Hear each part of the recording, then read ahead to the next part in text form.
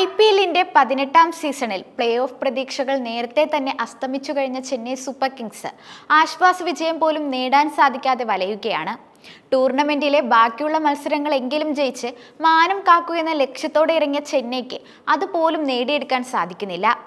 Royal Challengers ബംഗളൂരുവുമായുള്ള അവസാന മത്സരത്തിൽ ജയത്തിനരികെ വരെ എത്തിയ ശേഷമാണ് 2 റൺസിന്റെ തോൽവിയിലേക്ക് ധോണി വീണത്. ചിന്നസ്വാമി സ്റ്റേഡിയത്തിൽ നടന്ന ത്രില്ലിംഗ് മാച്ചിൽ 2 റൺസിന്റെ നാടകീയ വിജയമാണ് RCB സ്വന്തമാക്കിയത്. ഈ തോൽവി തീർച്ചയായും ചെന്നൈ ഏറെ നിരാശപ്പെടുത്തും. കാരണം കയ്യെത്തും ദൂരത്ത് വരെത്തിയ ശേഷമാണ് അനായാസം ജയിക്കാമായിരുന്ന മത്സരം അവർ നഷ്ടപ്പെടുത്തിയത്.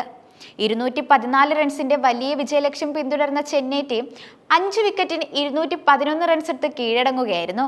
ഈ മത്സരത്തിൽ യഥാർത്ഥത്തിൽ CSKയുടെ യഥാർത്ഥ വില്ലൻ MS ധോണിയാണ്. തന്റെ സുവർണകാലത്തിലേതുപോലെ മികച്ച ഫിനിഷുമായി ടീമിന്റെ ഹീറോയാവാനുള്ള അദ്ദേഹത്തിന്റെ ശ്രമം പാളുകയായിരുന്നു. റോയൽ ചലഞ്ചേഴ്സ് ബംഗളൂരുവിനെതിരെ റൺ ചേസിൽ 6ാം നമ്പറിലാണ് MS ധോണി ചെന്നൈ സൂപ്പർ കിങ്സിന് വേണ്ടി ബാറ്റിംഗിനായി ക്രീസിലേക്ക് എത്തിയത്. ലുങ്കി എൻഗിഡി എറിഞ്ഞ 17ാമത്തെ ഓവറിലെ 3ാമത്തെ ബോളിൽ ഡെവാൾഡ് ബ്രേവിസ് വിക്കറ്റിനു മുന്നിൽ കുരുങ്ങിയതോടെ ധോണി ബാറ്റിംഗിലേക്ക് എത്തുകയായിരുന്നു. തകർത്തടിച്ച് കളി ജയിപ്പിക്കാൻ ശേഷിയുള്ള വമ്പനടിക്കാരനായ ശിവം ദുബെ ടീമിൽ ഉണ്ടായിട്ടും അദ്ദേഹത്തെ അയക്കാതെയാണ് ധോണി സ്വയം ആളാവാൻ നോക്കിയത്. പക്ഷേ ഇത് ദയനീയമായി പരാജയപ്പെടുകയായിരുന്നു. ആദ്യ ബോൾ മുതൽ ആഞ്ഞടിക്കാൻ സാധിക്കുന്നയാളാണ് ദുബെ.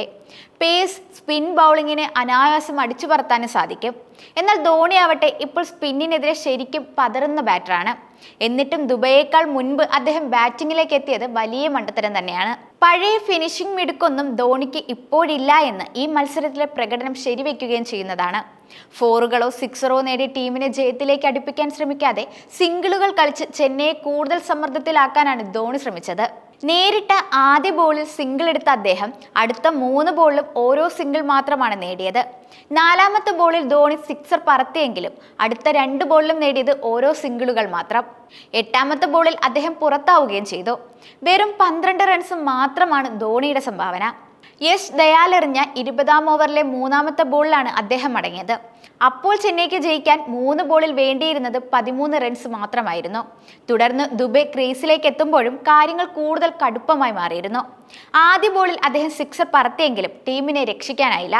ധോണിയുടെ സ്ഥാനത്ത് ദുബെ കളിച്ചിരുന്നെങ്കിൽ ഒരുപക്ഷെ ചെന്നൈ ജയിക്കേണ്ടിയിരുന്ന മത്സരം കൂടിയാണിത്. അതുകൊണ്ട് തന്നെ ടീമിന്റെ പ്രധാന വില്ലൻ അദ്ദേഹമാണെന്നതിൽ സംശയവുമില്ല. ചെന്നൈ സൂപ്പർ കിങ്സിന്റെ തോൽവിക്ക് പിന്നാലെ തെറ്റ് തന്റേതാണെന്ന് MS ധോണി തുറന്നു സമ്മതിക്കുകയും ചെയ്തിരുന്നു. താൻ ബാറ്റ് ചെയ്യാൻ ക്രീസിലെത്തിയ ശേഷം നേരിട്ട ബോളുകളും ആവശ്യമായ റൺസും നോക്കുമ്പോൾ കുറച്ചുകൂടി വലിയ ഷോട്ടുകൾ കളിച്ച് സമ്മർദ്ദം കുറയ്ക്കേണ്ടതായിരുന്നു. അതുകൊണ്ട് തന്നെ കുറ്റം ഞാൻ ഏറ്റെടുക്കുകയാണെന്ന് പോസ്റ്റ് മാച്ച് ഷോയിൽ ധോണി പറയുകയായിരുന്നു. പോയിന്റ് പട്ടികയിൽ അവസാന സ്ഥാനത്ത് തന്നെ നിൽക്കുന്ന ചെന്നൈയുടെ ഏറ്റവും മോശം സീസണായി ഇത്തവണത്തേത് മാറിയിരിക്കുകയാണ്. 11 മത്സരങ്ങൾ പൂർത്തിയാക്കിയവർക്ക് ജയിക്കാനായത് വെറും 2 കളികളാണ്. ശേഷിച്ച 9 മത്സരങ്ങളിലും തോൽവിയായിരുന്നു ഫലം.